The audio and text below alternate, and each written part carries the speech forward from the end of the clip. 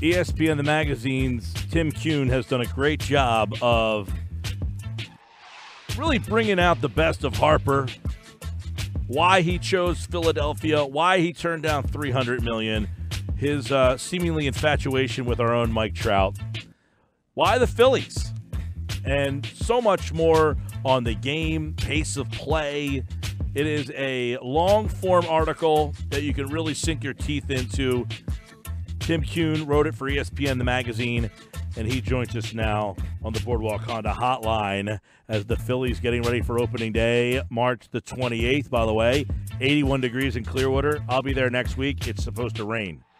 Tim, how you been, man? Hey, I'm great, Mike. How are you? I'm doing well. By the way, the piece is outstanding in long form that we don't see so much anymore, but really, really good stuff on Bryce Harper. And, you know, out of the gates, I guess you start with him. Why was he so, I don't want to say resistant to, he got offered $300 million from his former team. Was he just done in D.C.?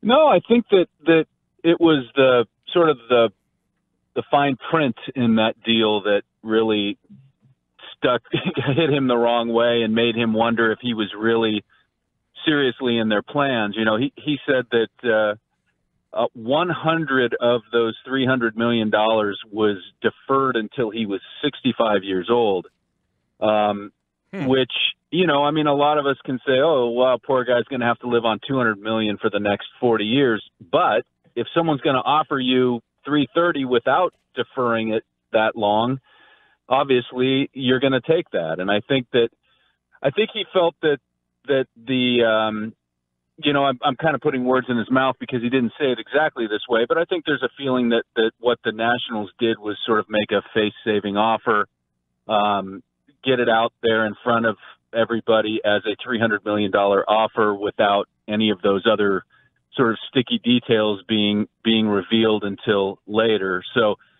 you know, that quote that he had about, you know, what does that do for my family and what does that do for me got a lot of attention, especially among Nationals fans who felt that offer probably did quite a bit for him and his family. But no, I mean, when you're looking to, you know, start your family and somebody's going to offer you, you know, that money without holding back and, you know, 40 years on it, then I think it's probably, it's probably not out of the range of possibility that what the Nationals did was make an offer that they probably knew he could refuse. At any time, Tim, you mentioned in here that it was 6 teams that he had a meeting with, but only 3 teams stayed in it to the end. Did he get antsy at all? Did he kind of feel like, man, am I holding out for too much? I mean, did he blink? He didn't, and I don't, you know, again, it was easy for him to say that he didn't blink after he had signed with the Phillies because it worked out and he got, in terms of the contract, he got exactly what he wanted. But no, I do think that there was, I think he was frustrated and I think he was antsy and I think that it did take a long time. But I feel like he always thought it was going to work out, you know. And I don't know, you know, I think his wife, Kayla, might feel a little differently. It sounded like she might have been a little more antsy because they were worried about where they were going to be, where they were going to go to spring training. Would it be Florida? Would it be Arizona? Where are they going to plant themselves for the next, as it turns out, 13 years? But yeah, I think that he always felt that there would be a place for him. I think that there had been enough talk and there had been enough sort of talk of offers that he had that pretty much in his back pocket that he was going to be somewhere. He jokingly said that all it meant was that he missed the first 2 weeks of spring training, which was okay with him. So. Hey, Tim, do you feel like he had a place that he wanted to be at the beginning of this process? And, you know, because sometimes fans will say he knows where he wants to go. They're just trying to get more money. Do you feel like he's wanted to be in L.A. or Philly or San Francisco and just kind of had to wait for the best deal, or did he not have a predetermined destination at the beginning of this process? You know, Mike, that's one of the sort of mysterious elements to this whole thing is that his stated purpose was to be somewhere for a very long time and not have to go through this process again. And it almost felt to me like that was paramount. The place was somewhat secondary. What was paramount was that he would be able to go somewhere. He and his wife would be able to find a house. They'd be able to start their family.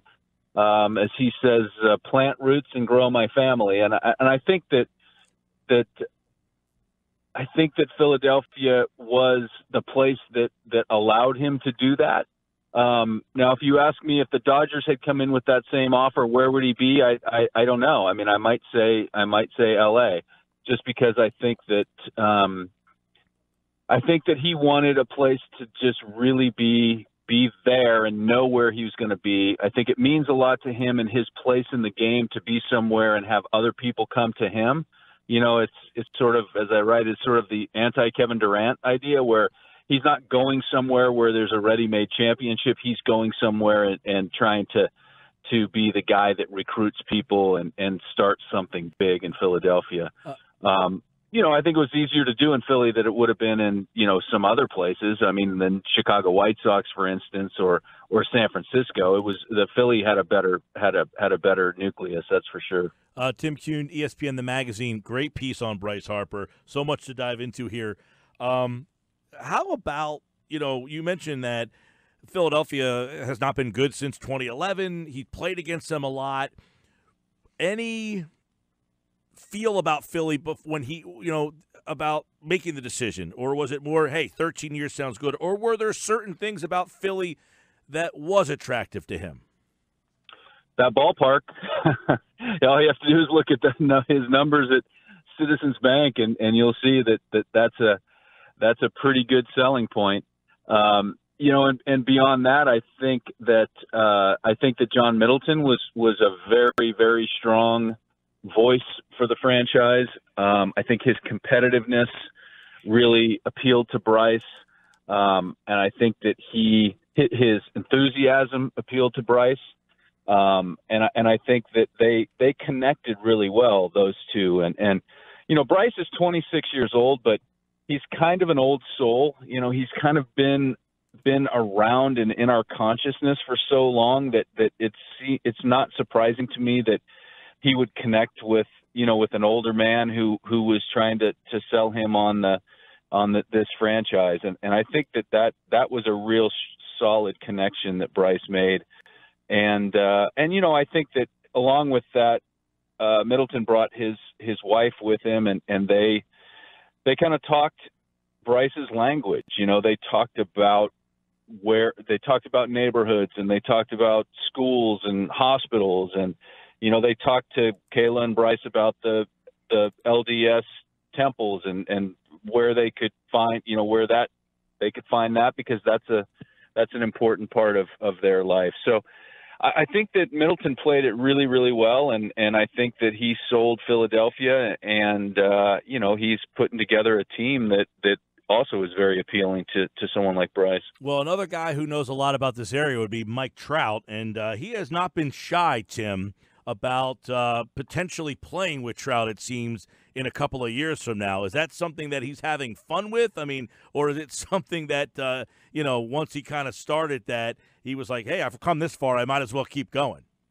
I think it's both. I mean, I really do think that he has a desire to play with the guy who's the best player in baseball. I think that it probably played a little bit of a role in him choosing Philadelphia. He said openly that Mike Trout was one of the people that he leaned on for advice about the area and where to live and all those things. And I think that, it would have been nice to hear those conversations, don't you think? I mean, to see how far they went in terms of saying, hey, I'll see you in a couple years. But I think Bryce is very serious about it, which is interesting because I think that's one thing that kind of goes counter to the sort of narrative about Bryce Harper, is that he would be willing to share the spotlight like that. I mean, I think there's always been this thought that Bryce had to be the shining star in whatever orbit he was in. And I do think that this is an interesting little sidebar that he's he's basically openly recruiting Mike Trout. Yeah. And I think that those two together for a however long that would last, if it comes to be, would probably be the talk of baseball. Well, Trout's home is about 40 minutes from my studio here, and I know that he's here a lot. It would be interesting to see those guys. People don't, those guys. Many people have put those two together as the two best players. And Trout, a lower draft choice. Bryce Harper has seemingly been, like the LeBron James of baseball. He was a high school guy, and he was supposed to be the guy. How has he kind of like handled the way that he, the way that he is perceived in the game and where he is now? I mean, going back to when he got drafted number 1, 19 years old, has he kind of like, you kind of said he's kind of like under the radar a little bit because baseball's so hard, it seems, to be a superstar. How does he perceive himself where he is now? Yeah, well, one interesting sidebar to that, Mike, is that he's the cover story of our World Fame issue, and we rank the top 100 famous athletes in the world, and Bryce is 99, and he's the only baseball player on it. Obviously, the metrics behind it all would favor sort of a soccer player who's internationally known over a baseball player, but still, it's a far cry from what that list would have been 30 or 40 years ago, and I think that's something that kind of chafes at Bryce. I think he wants to further the profile of baseball, and he wants to obviously further his own profile along the way. And I do think that he is, you look at his contract. I think there's a lot of ego involved in having the biggest contract in American sports history, and there's a lot of his self-worth is tied up into his image and his play on the field. So, I think it's all tied together, and I think that he would love to be the face of baseball and the guy that comes out and, maybe makes the game a little bit more popular among younger people. I think he kind of has that whole fashion thing going and just sort of I think he could gather some appeal from younger people. Of course, it has to happen on the field first and flow from there, and I think he does get that. Which is interesting that if that's something that is important to him, and L.A. was an opportunity, Philadelphia, he must have really, really felt good because he decided to stay here 13 years. He said, I want a no trade. I don't want any opt-outs. I mean, that is rare in today's game, especially when you look at what goes on in the NBA, that here's a guy that says, nah, I'll stay here for 13 years. I don't want to be traded, and I don't want to opt out. Yeah, it really shocked me. It was the one part of this whole story that really, I think, threw everybody, was this idea that there's nothing there. That he is, obviously he could waive his no trade, whatever. I mean, things could happen in the next 13 years. But as far as what it looks like right now, he's going to be 39 years old and, playing his 13th year with the Phillies. So it's pretty crazy. And it is sort of against what we've come to believe with athletes. And LA offered 4 years, as if we're to believe the reports, 4 years and roughly $45 million a year. You figure he goes there, he wins a World Series or two, and then he hits the open market at 30.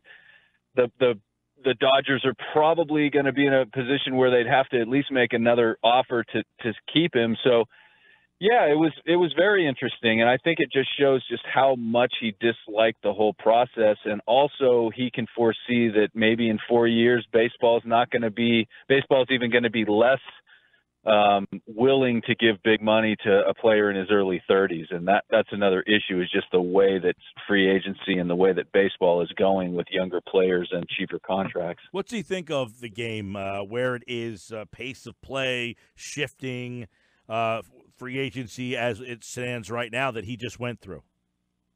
I got the feeling, Mike, that he walked right to the edge a couple times. I kind of expected him to be even more controversial because in the past he has been, but I think he was on kind of his best behavior in this.